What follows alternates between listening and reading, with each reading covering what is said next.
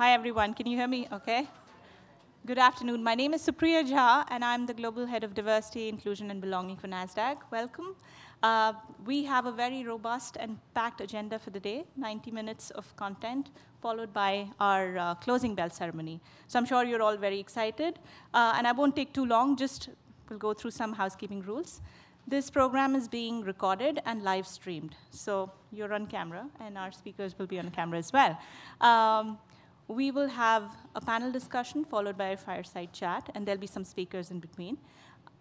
Partnering with me in our event today is the UN Women Organization, and Diana Russo, who's there at the back, will be mostly emceeing the program. So she will join us in a bit. The restrooms are to my left, and there are snacks and beverages right outside, so feel free to go outside, grab water, coffee, and so on. So without much ado, I would love to invite Ann Dennison, who is our exec host for the day. She is our SVP and Chief Controller for Nasdaq. Ann, thank you.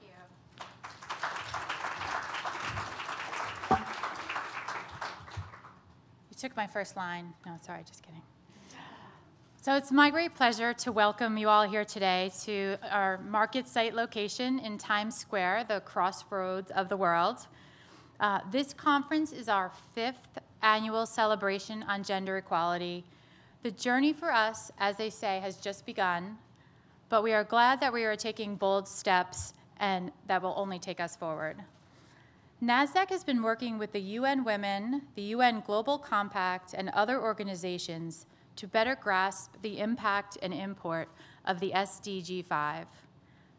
And as an executive advisor to the Women's Network at Nasdaq, I am thrilled to say that our focus has led to an impact.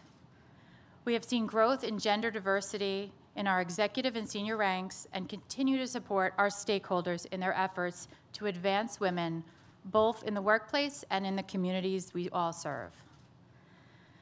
The agenda for today includes esteemed leaders from organizations that are deeply committed to making a change, and we are honored to be in your company.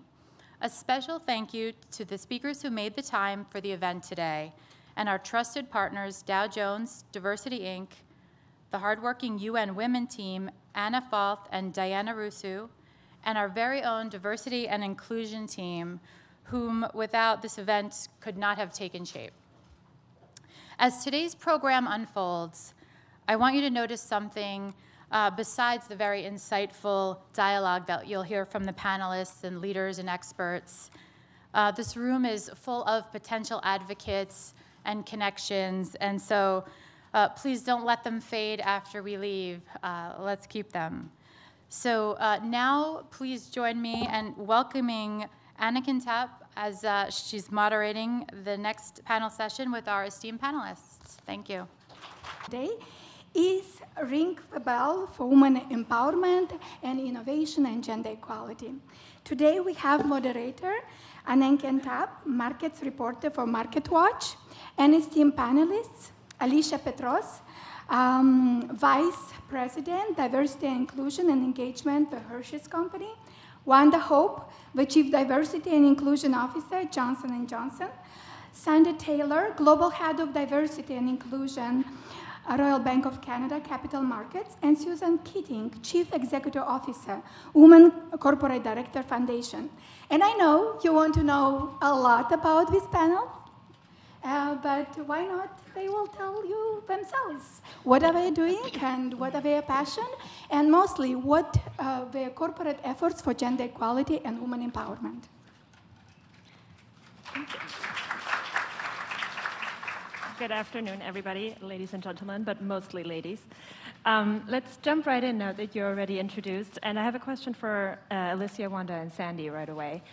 Can you talk a little bit about what innovation for gender equality looks like in your sectors, in your industries, and in your companies specifically?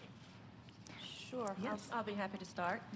Sandy Taylor, RBC Capital Markets. Good afternoon, everyone, and thank you for having me. This is an esteemed group of women to serve on this panel with, so I'm excited to be here.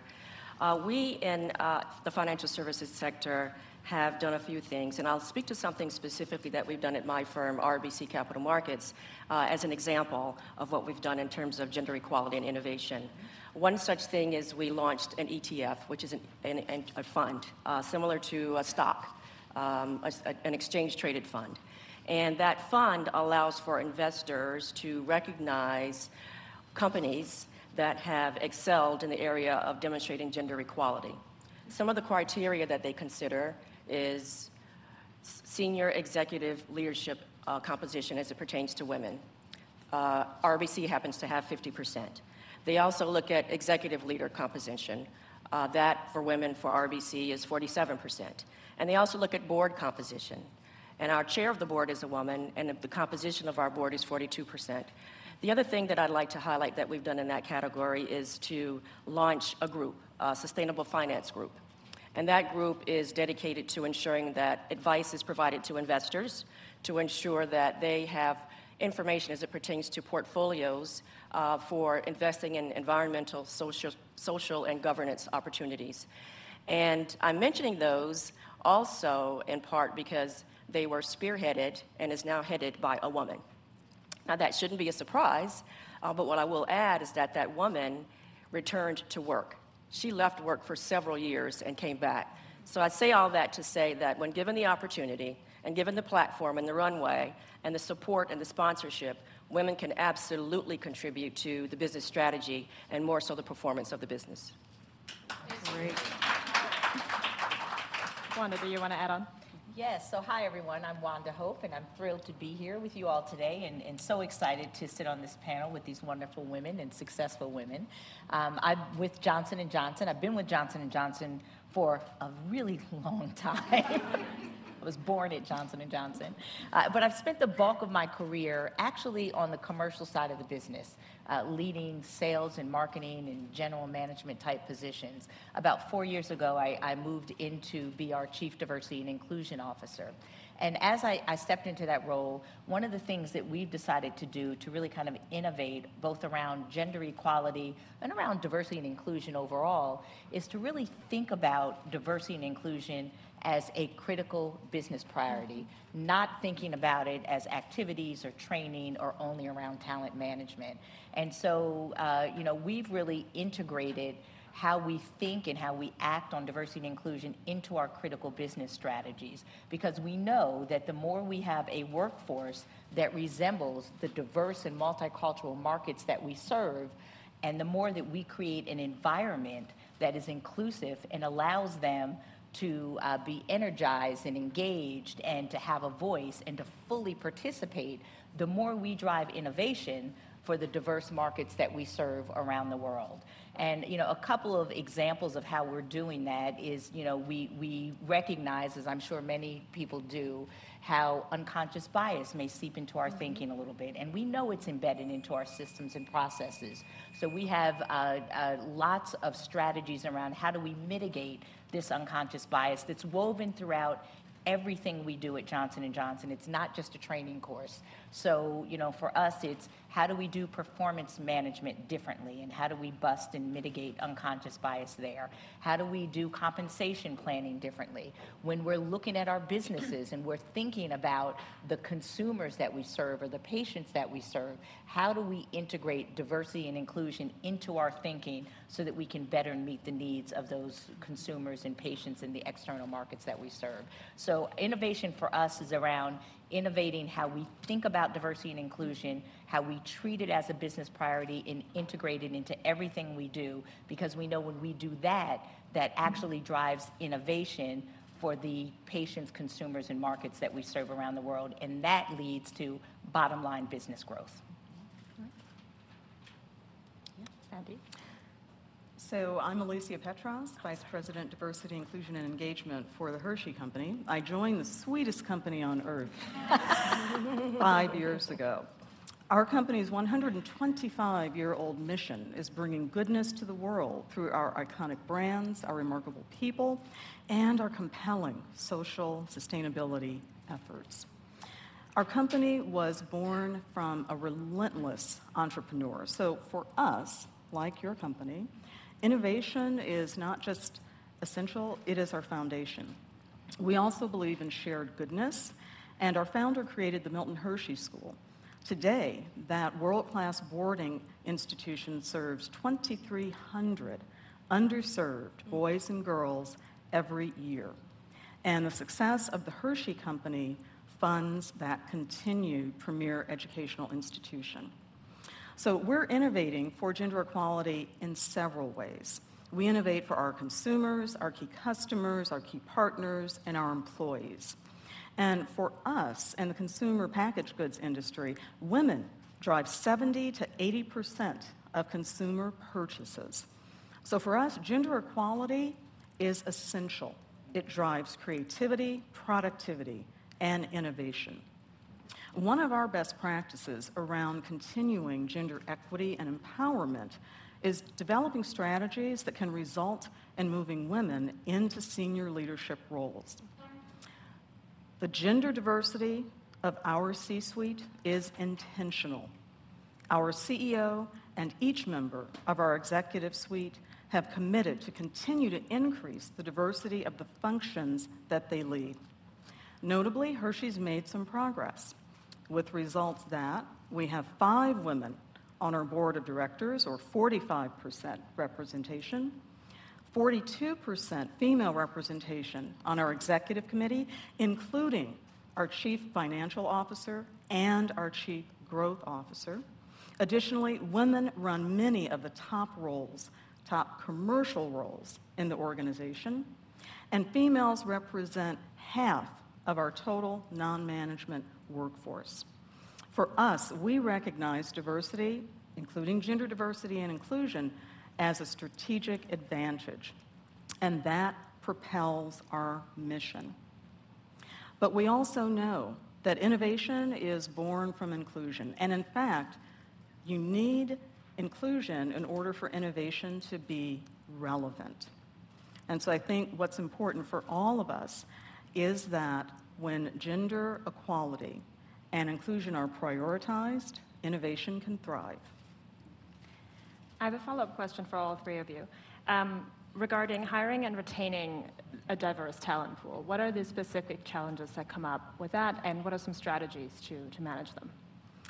So for us at Hershey, moving women into senior leadership roles is an important and evolving and enduring kind of strategy. And so we really focus on providing equal opportunity in our sector by identifying talent and working with them diligently to plan careers. So a couple of keys there are a very sincere and strong commitment to seeking out, sourcing, hiring, and developing the most qualified talent. Leveraging diverse slates, whether we're hiring externally or we're promoting from within. Really focusing on developmental experiences and career maps that create opportunities which qualify women for leadership positions. And ultimately taking a look at career plans so that we're taking advantage of opportunities to accelerate and move individuals into leadership roles. We found that to be a differentiator. Lastly, our executive team holds robust and ongoing dialogue around talent planning and development, and for us, that ensures that our leaders receive the appropriate feedback and support. Sandy? Mm-hmm. So in addition to requiring diverse slates and requiring diverse members of recruitment teams or the promotions committees, ensuring that we source candidates from non-traditional backgrounds. Something that we've also done is start to highlight some of the family-friendly policies and lifestyle policies that we offer as an attraction. A couple of things that I would mention is we recently engaged a corporation that will allow mothers to ship their breast milk when they're on travel.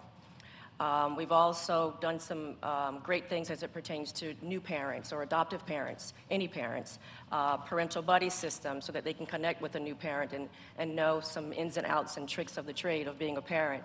Or parental transition. A lot of times when you're leaving to go out to work to have your child, you're concerned about your caseload, you're concerned about your clients. And so we ensure that there's some connectivity and some instruction given to both the person who's departing as well as the manager to ensure that that's a smooth transition and so that expectations are known as it pertains to what the workload's going to be, what their hours of commitment might want, the individual who's leaving may want while they're out on parental leave, or how they want to return and the workload they might have when they want to return. So those are just a few things, but we like to highlight that in addition to the traditional things that you typically do. Yeah.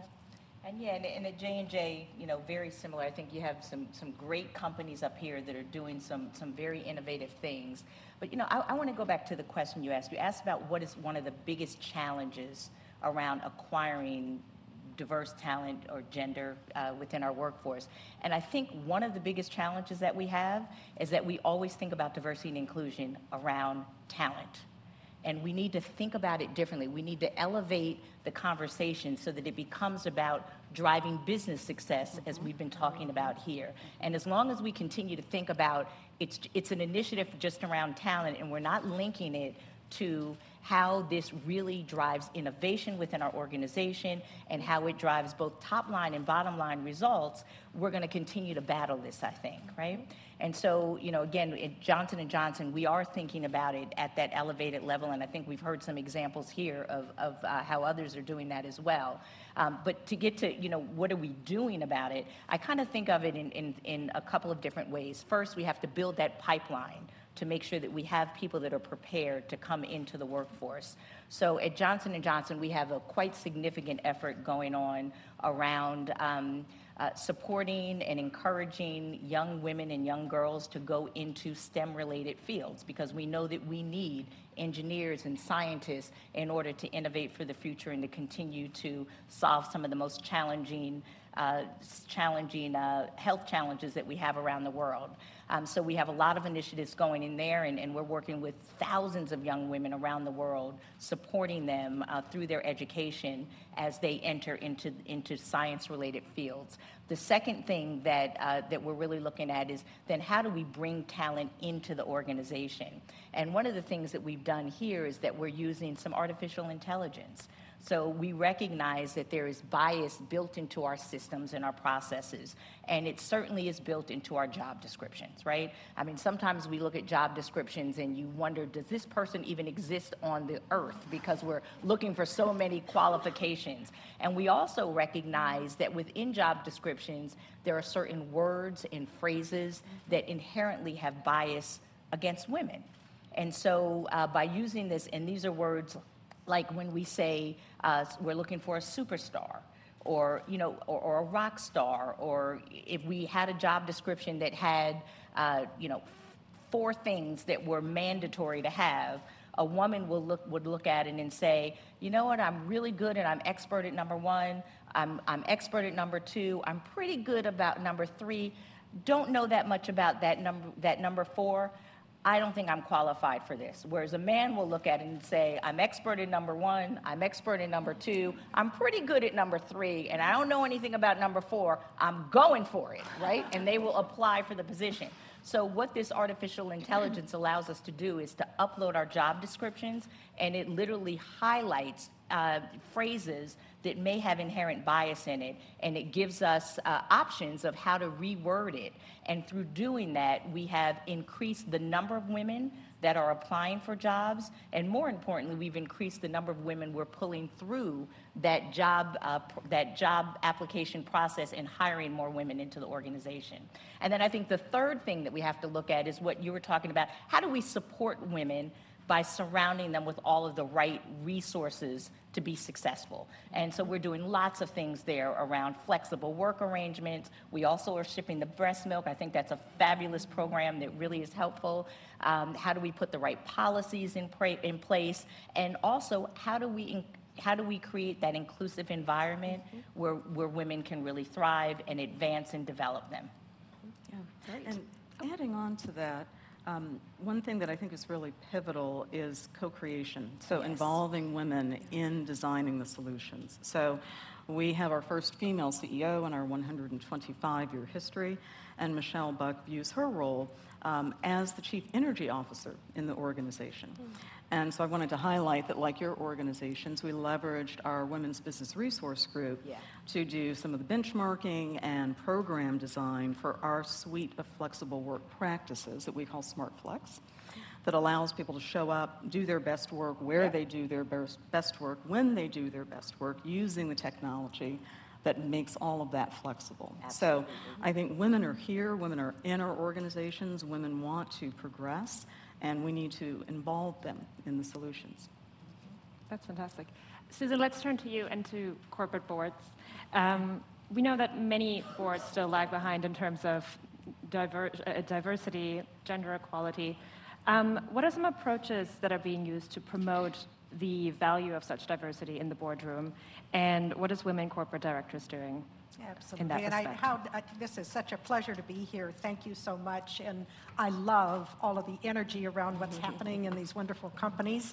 I am Susan Keating, and I am the CEO of Women Corporate Directors, which is a very unique global organization that absolutely focuses on women being successful, getting onto and being successful in corporate boards around the world.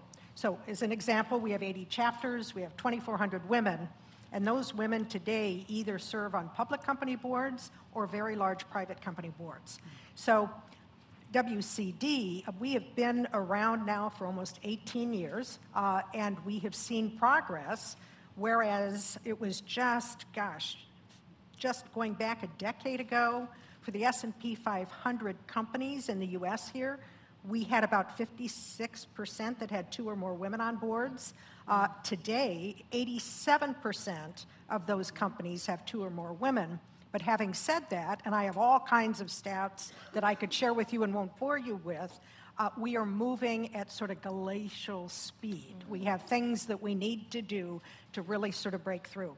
And just as we're talking about the importance of providing education, advocacy, and a sense of community, those are 3 very key areas where we are innovative in helping our women leaders really not only sort of advance within companies, but also break through and make sure that these wonderfully successful women, when they get into the boardroom, understand the trends, the directions, the issues, particularly around so many companies that today are being disrupted. There's so much transformation, and the skills and sort of what needs to be addressed in boardrooms today is much different than it was a decade ago. So I really believe we need to think, one of the things that I'm really pleased about this panel is that we're looking at companies in a very holistic way, and I would just say that we could do everything and try really hard and institute all kinds of programs and so forth, but if we don't have some real strong leadership at the top that supports gender equality, it's going to sort of water down and we won't have the same impact that we could if we continue to make progress in the boardroom. So you would also agree that sort of the corporate board almost sets the tone for what the culture can be Absolutely, like? Absolutely. And what's interesting today, and I will share this, I just am back from Asia where we had our Asia Pacific Institute, and we were talking a lot. Asia actually is behind other regions in the world in terms of the number of women on corporate boards. And so we had a huge gathering and talked about what we needed to do to sort of help one another and make sure our women are successful for those that are on boards. And I would just say that the skill, sort of what's happening in boardrooms today, just as I said earlier, what was talked about 10 years ago is totally different. And if everybody looks the same, if everybody thinks the same, you're going to end up doing the same old thing.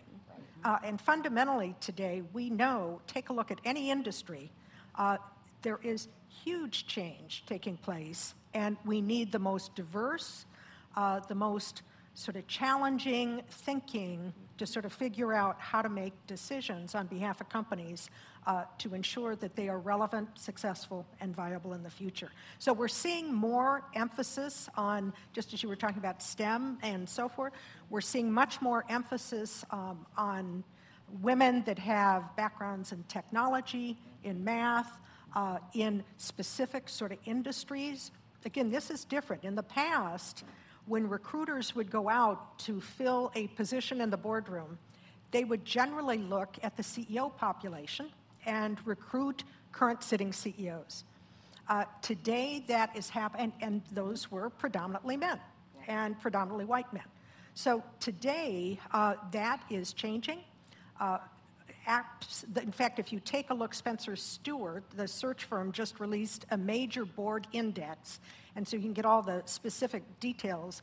But fundamentally, more and more non-CEOs are being recruited, and again, if women or even, if women have background in technology, the financial side, digital, what's going on in the social media and digital space and so forth, those are growing in terms of who's being placed. So we're seeing more women and more non-CEOs going into the boardroom, which is changing. So, fantastic. Let's step away from the big picture for just a second. You're all leaders in your field. What sort of advice would you give to women in terms of how to succeed and how to, climb the corporate ladder? I would say take action, be bold, and create the life of your dreams. How do you follow that? I would say always raise your hand. As you were saying, there oftentimes we will say, I'm not qualified. Raise your hand, say I can do it, and just figure it out. Yeah, totally agree. For me, I would say three things. Be purposeful and strategic around your career. Think long-term about what it is that you want to do. Even if you don't know exactly, work towards something instead of allowing your career to happen to you. The second thing would be to realize the value of relationship capital. Surround yourself with a network of people that can support you, advocate for you, counsel you, because that will help to advance your career. And then the third thing would be to know your value and to be able to tell your story. Because if you can't tell what value you bring and why you should be the person to get into a role versus someone else, if you can't tell it, trust me, nobody else can. So you have to be able to tell your story. So I think we're hearing a kind of common theme here. And I would say, in addition to just really believing you can do anything you set your mind to do and then doing it, I've also found throughout my career that it really was important to over-prepare and to really, really be ready and organized and, just not sort of take things on the fly while tapping into your intuition, your instincts, and knowing when to make the right moves. And I would say, for example, when I was sort of moving up the ladder within financial services, at that time, that was in late 80s and 90s, there weren't a lot of women in key management roles. And really, one of the things that I was willing to do was to take some side steps and take some lateral moves to learn more, because I was very curious. And I found over time that because of my breadth of experience, I outpaced so many of my peers and ultimately ended up CEO of the bank. So I honestly think some of those lateral moves are important as well. And then always, in addition to circle of friends, make sure you have a couple of key advocates in the company. Mine were all men, because at that time there weren't, many women in management, but you have to have those mentors or advocates.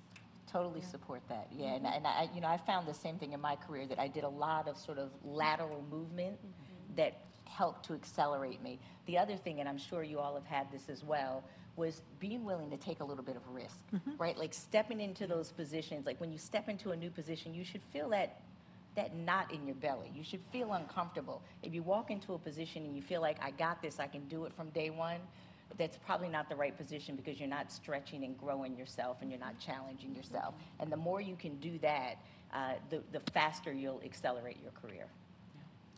As we're already drawing to the close of, or towards the end of our panel, one last question that I want to leave the audience with is, there's clearly been so much change already over the past decades, over the past years even.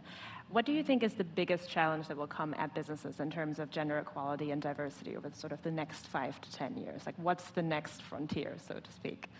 Alicia? Well, I think that tremendous strides have been made, but there's clearly more work to do. And I'm really proud to work for an organization that visibly commits to gender inclusion and diversity. Hershey's certainly doing its part to create a more innovative and inclusive world.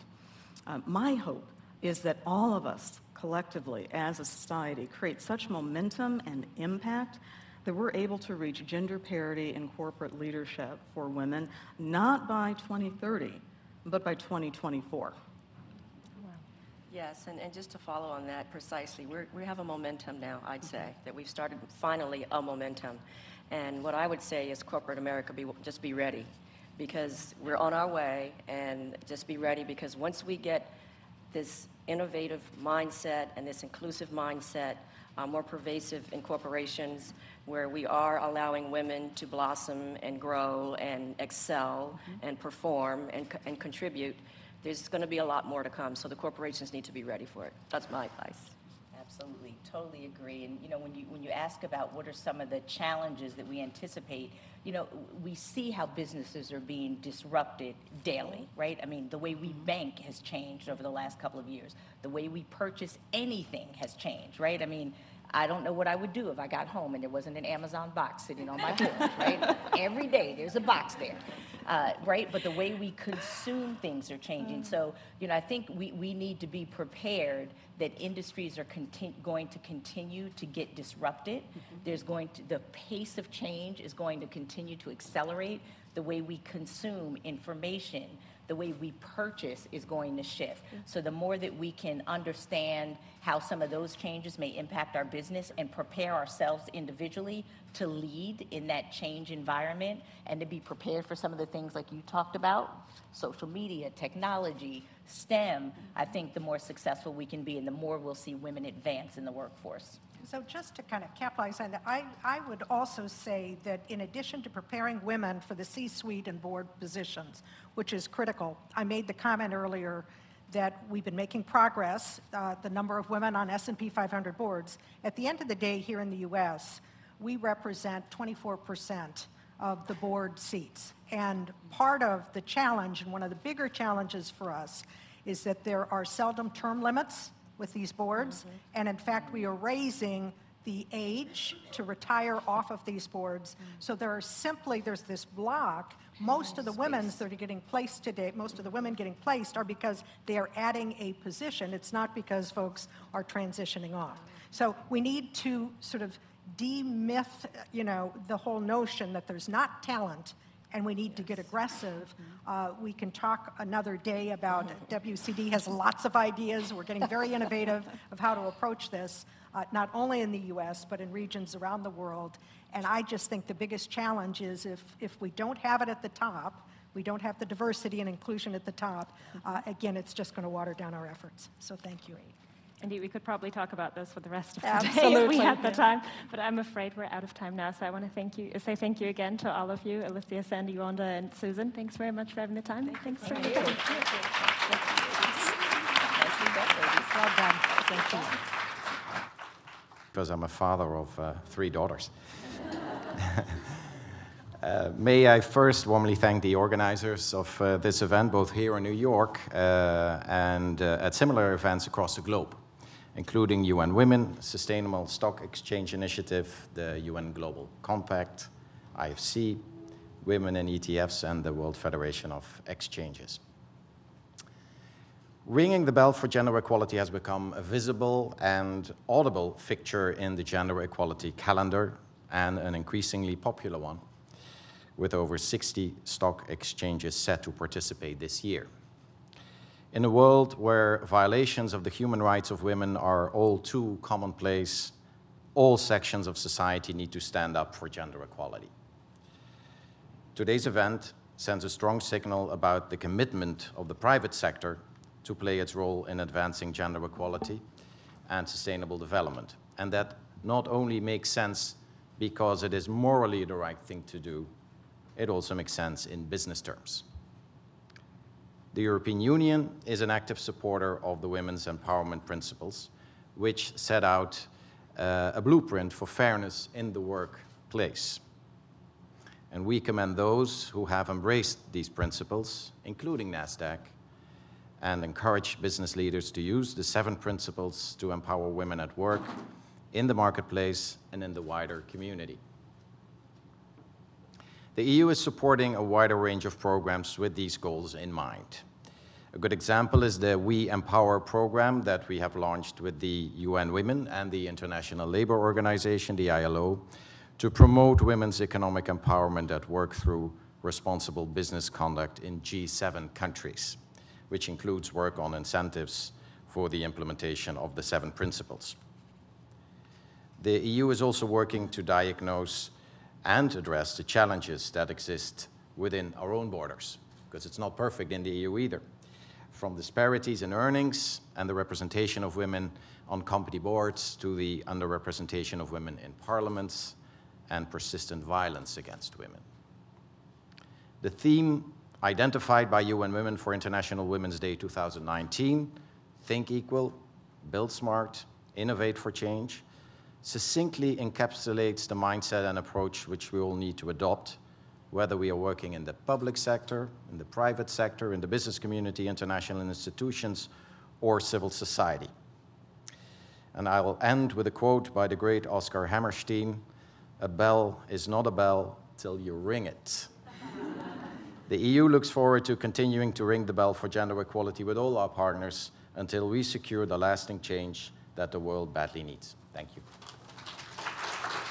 And I would like to invite to join the stage the moderator of Fireside Chat, Mary Child, senior reporter at Barron's and award-winning financial journalist, and an amazing entrepreneur who succeeded to lead her company, Cardlytics, on 5th best entrepreneurial company for entrepreneurs and magazine, and who has tremendous passion around helping women excel in the workplace and has led a number of developments in mentoring initiatives.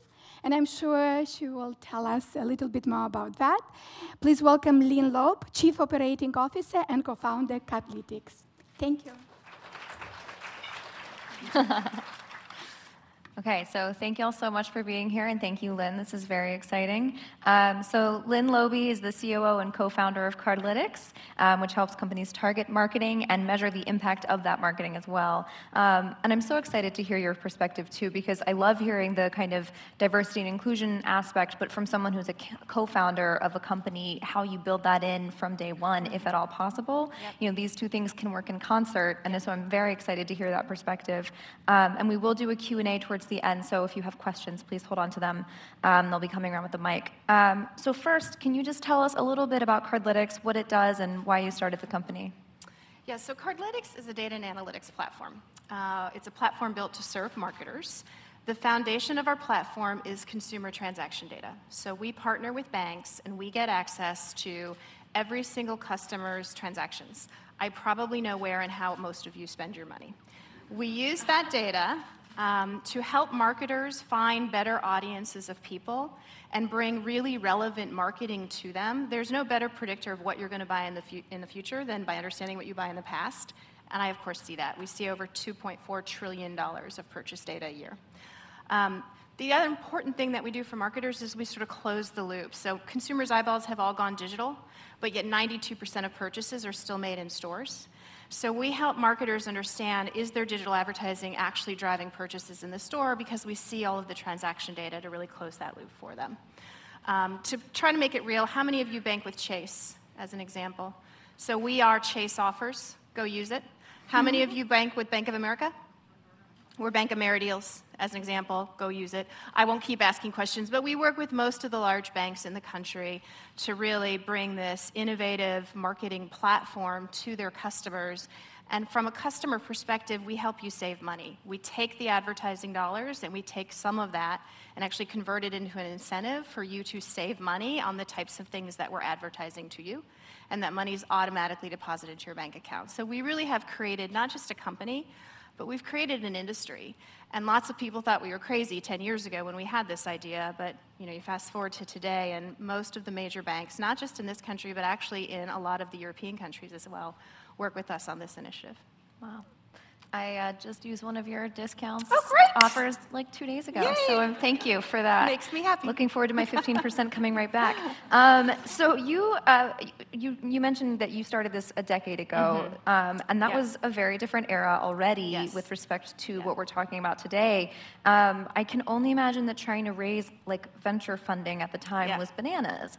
As a woman, I mean, in general, it's always bananas, but like especially as a woman. So can you tell me what that was like, what you learned from that experience? Yeah, so I do want to echo what the panel said. I think we have come a long way for women equality and gender diversity, but we still have a very long way to go. So I will just tell you about my personal experiences. 10 years ago, well, we raised over $240 million before we actually became a public company about a year ago and rang the bell here at Nasdaq. And in raising that $240 million, I probably had to pitch my company and my idea to, I'm going to guesstimate 120 maybe venture capitalists. In that 120 different meetings that I had over the course of a decade, I want you guys to guess how many times I walked into the meeting and saw a single woman sitting there. I can tell you it was one time, because I was so shocked at that one time that I couldn't even really figure out why I was shocked when I first walked in. And then I realized there is someone in here who looks like me, and that was super exciting.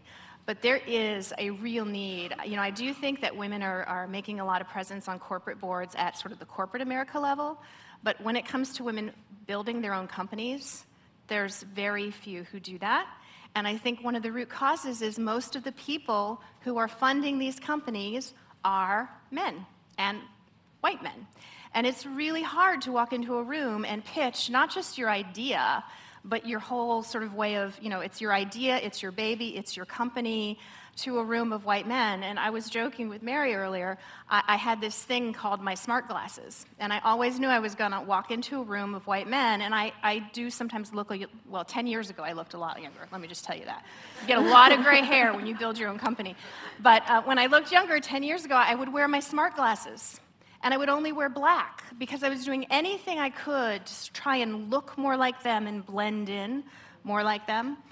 So we do have, I think, a long way to go. I will tell you, if you fast forward to today, some of our early venture capitalist backers now have a number of female companies that they've backed. I do a lot of speaking with those women and for them on their behalf. So they're making a lot of strides too, but there are still plenty of places where gender equality just has not even really begun to penetrate the way it really needs to. Wow, that's I love the smart glasses. I think I'm going to adopt that personally, because we were talking in the kind of prep call before this about like I've been following, as I'm sure all of you have, the Elizabeth Holmes thing and how she used to manipulate her voice lower. And I'm like, that's a great idea. No wonder she got funding. Like, good idea. So I want to talk about some of the ways in which you've incorporated this into your company. This idea that, diversity, inclusion, these are fundamental things that you want to weave into the very fabric of that company. And I know Women of Cardlytics is a really big deal within the company. Can you tell us what that is? Yeah, so Women of Cardlytics is a women organization inside Cardlytics. Most companies have, or not most, but many companies have a very similar organization. I felt it was critical, obviously, for me to build and have something like that in my own company, because I am a woman, and there are, not as many women founders as you would like, as we just discussed. So I felt it was really important to build that in from day one. But I want to tell you guys a story about that. So I'm the founder of the company. I was very supportive of having a women's, network in our company. We had our very first meeting back in 2009. The company was founded in 2008, so we had about 40 employees in 2009. And we had the very first Women of Cardlytics meeting. 3 women showed up. And when the 3 women showed up, there were men who thought this was a joke. They thought it was funny. There were men who lobbied outside of the conference room. Again, 40 people. We had a glass conference room. And they had a sign saying, "Handsome Men of Cardlytics." And they were walking around. they were making a joke of it. And then I went to the other women in the company and I said, why didn't you come? And they said, because I was scared, right? They didn't want to come. In a woman-found company, the woman who's building and leading the company, they didn't know if it was going to be okay for them to come to a women's event and what their male coworkers would think of them. So I do think we've come a long way, but I do think that it's so important for those women who have made a success of their career and actually made it to the top, like the women who are on the panel, you know, maybe me. We have to do something. Like it is not just, it's a responsibility to do something, because if we want this to change, it's got to start with us. And that's why I feel so passionate about Women of Cardlytics. It's why I got up at the crack of dawn this morning. I'm not going to get home till late last night or tonight, but I really wanted to be here, because if the women who've gotten to the top aren't talking about it, then nobody else is going to either. Can you? That's amazing, and that's a crazy story. Can you talk a little bit? Believe me, those men got a talking to. Right, I was going to say, did you fire them? Like, I did not fire them because it was a learning opportunity for them. But they didn't. They honestly, they're all good guys. They didn't know what they were doing. They didn't mean anything by it. But yet, oh my God, you know, you just want to smack them. You're so much more generous than I am. I wonder that leads me to a question, because it's something that I struggle with. Is like, how do you talk about this stuff with people who aren't where you are, right? Where when you hear something and you're like, oh, that's sexist and you don't know it yet, or like, hey, that's racist and you don't know it yet. And like, it's a journey, of course, and you want to meet them where they are and not alienate them and shut them down. Right. But how do you have that conversation? No, that's so important. We can't alienate people as we go on this journey, you know, because if you do that, what's going to happen is it's going to backfire. I mean, sometimes I get a little worried about the Me Too movement, because I have heard a lot of men say, I'm now afraid to have lunch with a woman, and God only knows I'm not going to have dinner with her. And that is going to hurt us, because guess what? Men have dinner with men all the time.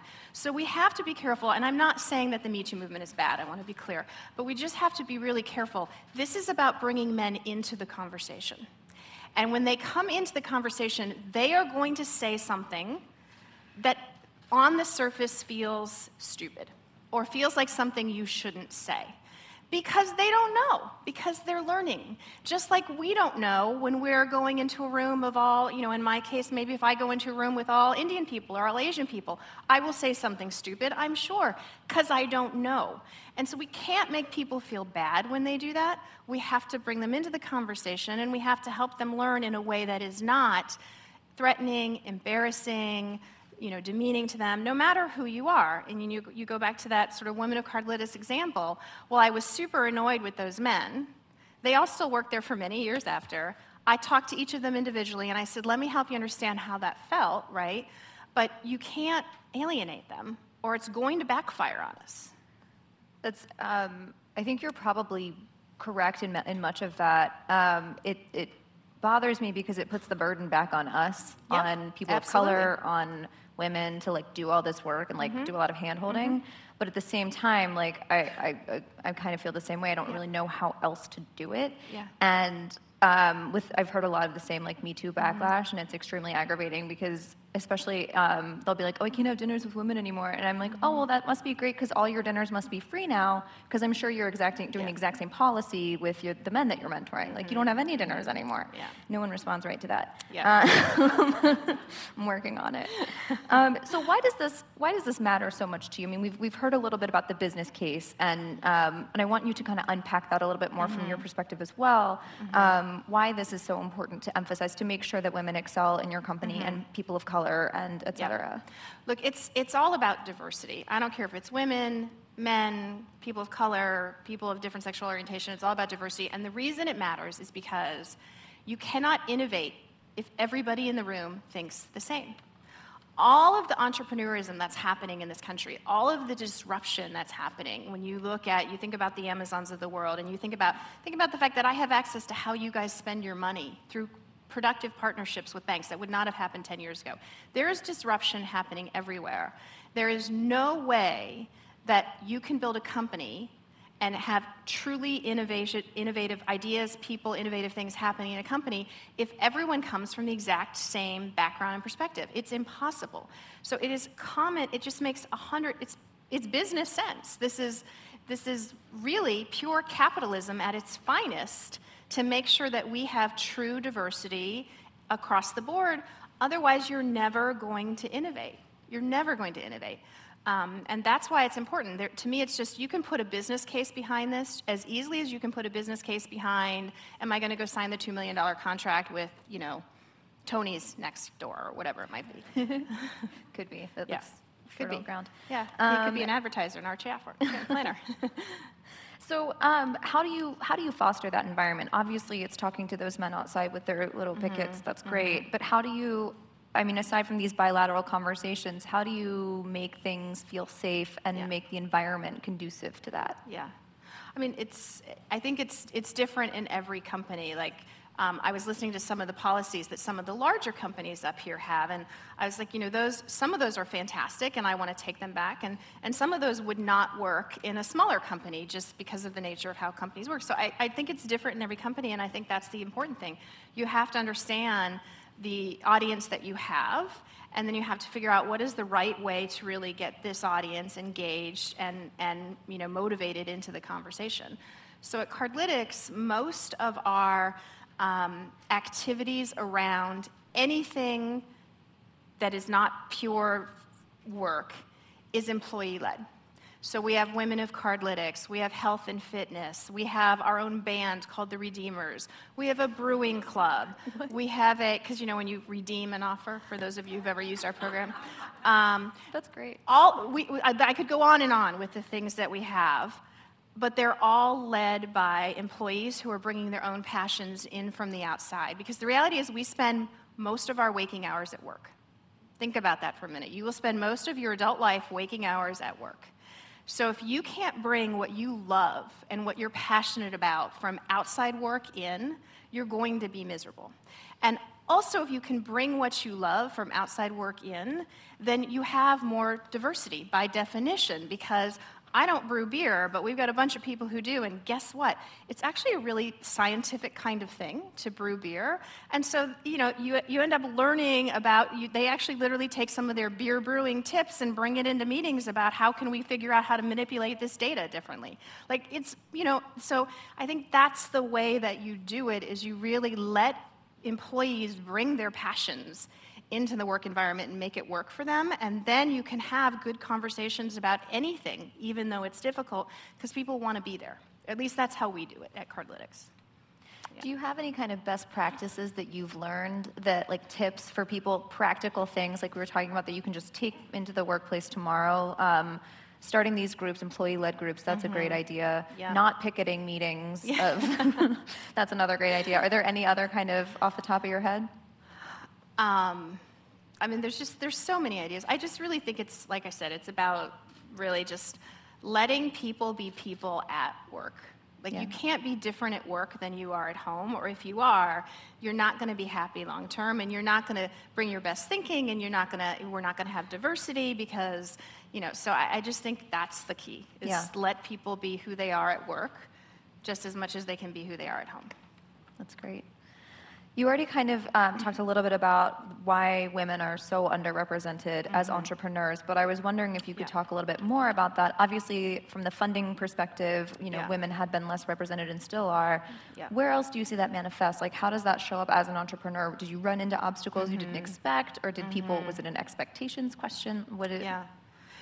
Yeah, it was funny. There was a segment on CNBC today, I don't know if any of you guys saw it, talking about venture-backed PE firms and venture capitalist firms, and how only 10% of the senior employees, the employees who are actually responsible for figuring out who they're going to write a check to, only 10% of those are women. And that's today, so I'm sure 10 years ago when I was doing this, it was less than that. So I do think you have to start with making sure that the few women who are in any position anywhere, that it is, like I said, it is our responsibility. You have no choice. If you're a senior woman somewhere, it is your responsibility to figure out how to bring more diversity and more inclusion into your organization, whatever it might be. I think that's really important. And then in terms of, lessons learned and why there aren't more, I do think you have to take risks. There was a question earlier about what advice would you give to women, and in some ways that's so cliche. Everybody gets asked that all the time, and you could say one thing or you could say 800 million things. But I do think, whether you like it or not, if you want to be a senior non-white male in an organization, you have to be willing to take more risks because there aren't as many of you, and it is your job to be the voice for all the rest of you kind of in that organization. Whether you like it or not, that is your job. And so that is the responsibility you accept as being a senior person who doesn't look maybe or who looks different than other senior person around you. Yeah, that's a great point. It's funny because it's just, I believe you and I think you're right, and you're creating so much more work for all of us. But maybe you didn't create it, sorry. Mm-hmm, yeah. To be fair. I'm just telling you how it is. Yeah, you're just highlighting it. I have so much work. But I like that. One of the things that I always think about, I think this is, everybody probably already knows this in this room, but the Obama White House women felt like they weren't being heard, and they were getting really annoyed about it. And I'm really paraphrasing the story, so forgive me if you know it better than I do. And so they kept being talked over, and they were like, why is this, no one's ever hearing what I'm saying? And so they kind of banded together, and like, if you said something, I would be like, wow, I just feel like Lynn had the best point. I just really wanted to amplify what Lynn said.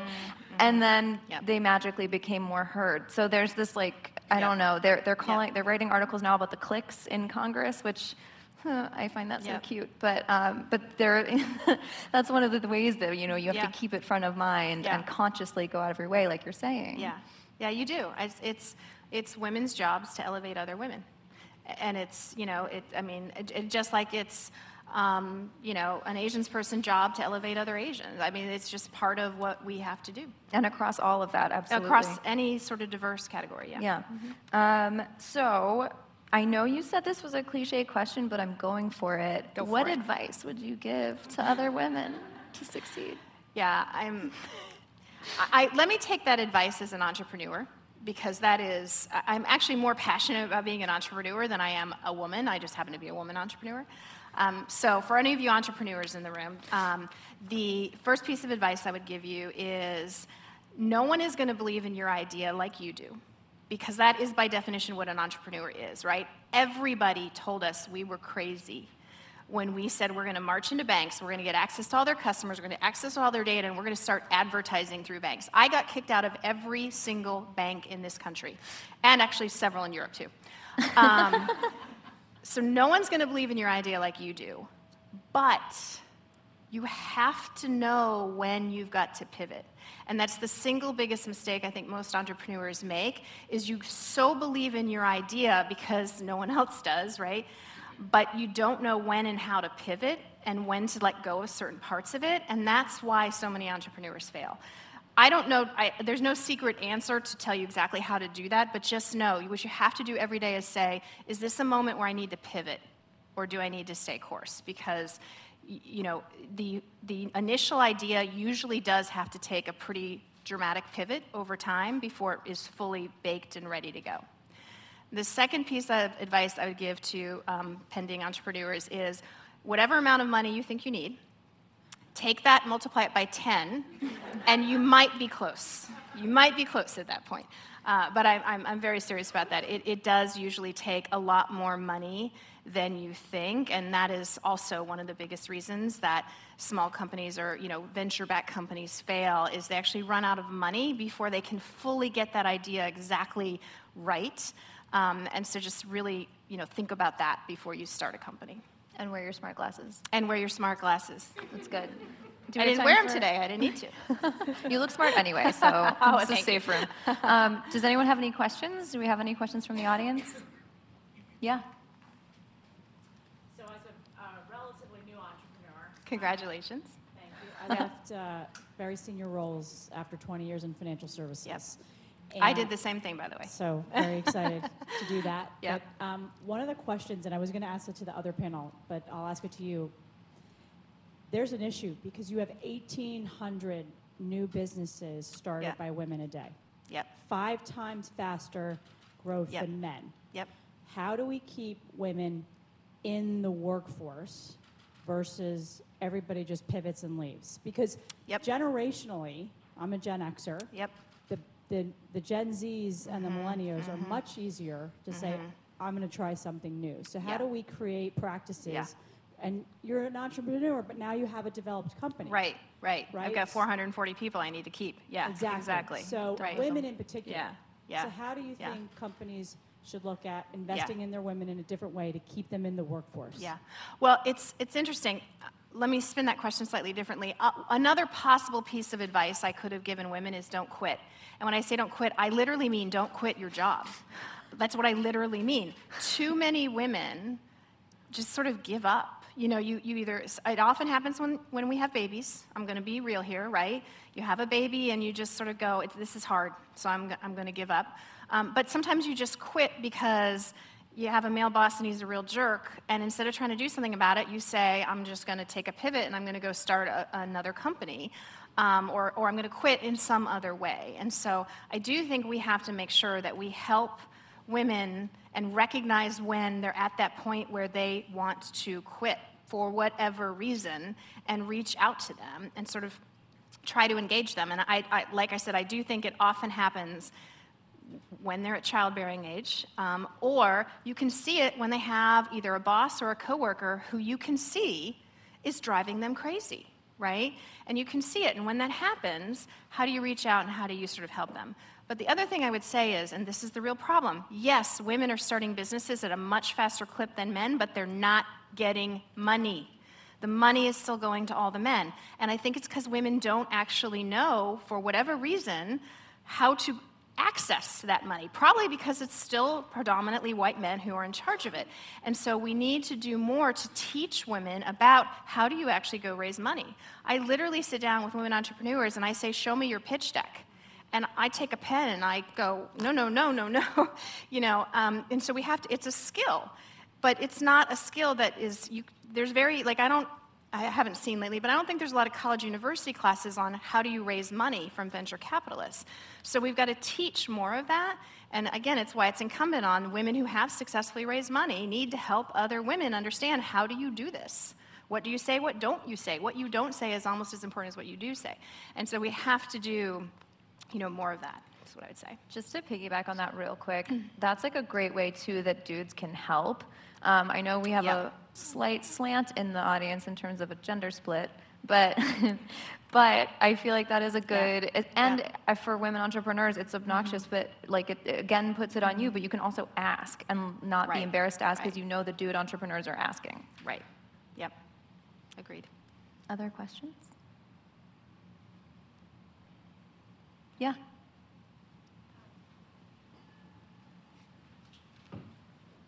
Thanks. I was wondering, on the topic of women who, you were saying, have a child, find it's all a bit hard and quit, and reaching out to those people, do you think there's an imperative to kind of broaden that conversation from just the employer to the woman to everybody else in that workforce to start really understanding, like, why is it hard when the woman has the baby? And what can we do culturally to make that a bit less hard? And how can we start, you know, from your position of leadership, how are you guys approaching that at your company on a cultural level? So you're absolutely right. We have a fairly young workforce, and so a lot of our women, we're having a lot of babies at Cardlytics. And I have had so many men come to me and ask questions that, again, don't laugh. Should I acknowledge she's pregnant? What do I do when she's pumping breast milk? Like when I know she has to take more breaks to pump breast milk, how do I have that conversation? You know, I have men employees who would like a private woman's room, but a man's room, because we have a woman's room, so why can't we have a man's room, right? I mean, I know, think about these questions. They are all very, very real, very sincere questions. So absolutely, we have to teach. It's not just about the woman is having the baby, but first of all, there's a dad somewhere, unless somebody's invented a way to not make that happen. There's a dad somewhere who's having, similar or, going through that same change in their life, right? And then there's all these people around who are trying to figure out, how do I deal with the fact that you now, have to get up from a meeting to throw up in a trash can, which I had to do a lot of times when I was pregnant, right?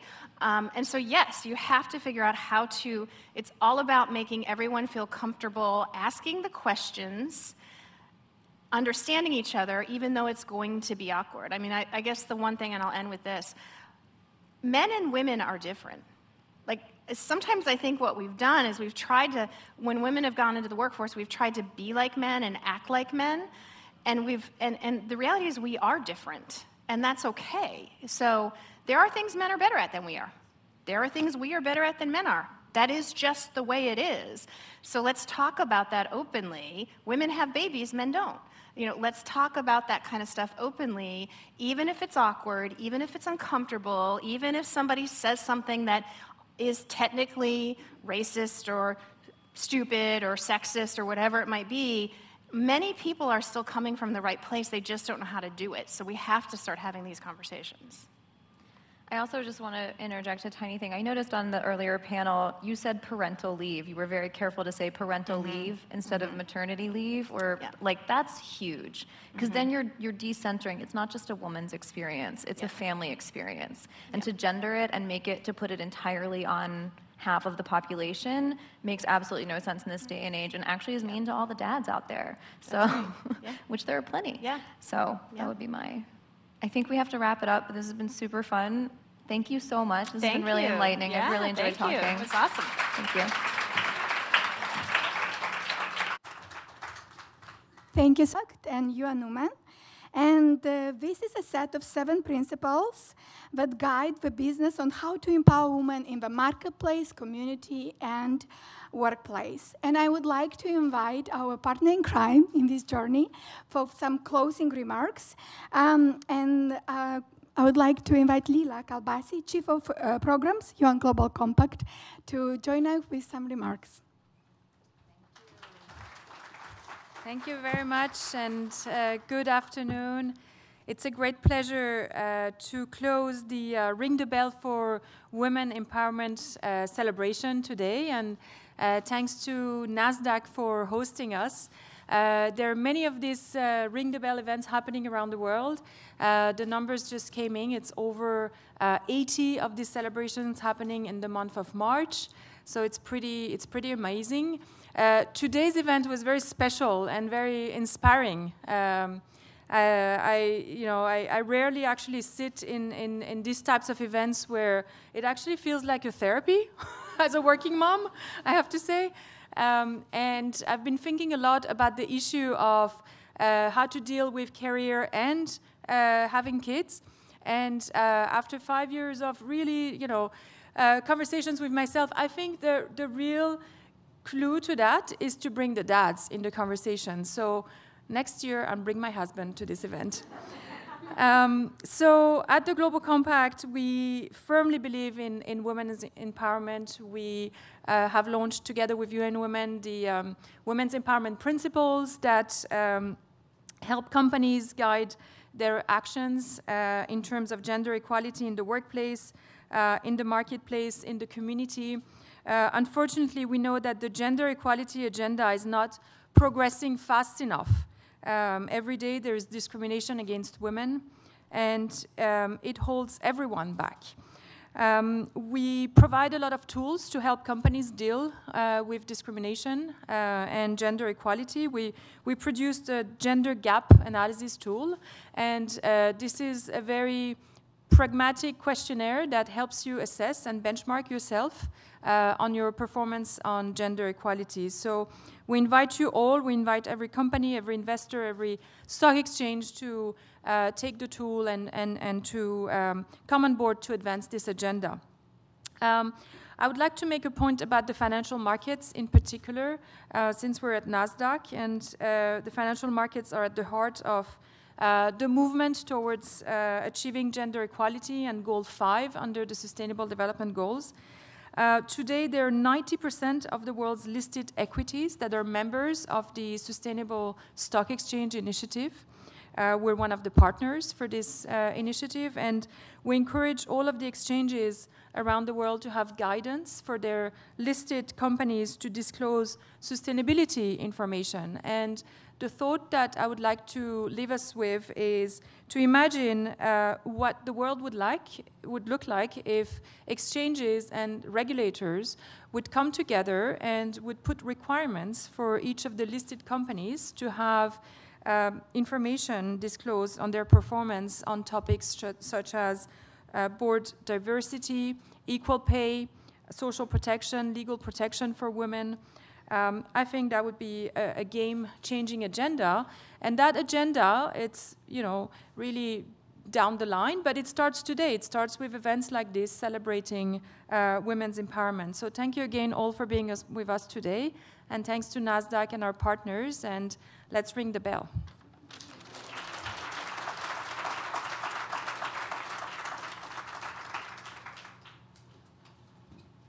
Thank you so much, Lila. I kind of don't want to go anywhere. I want to continue the discussion.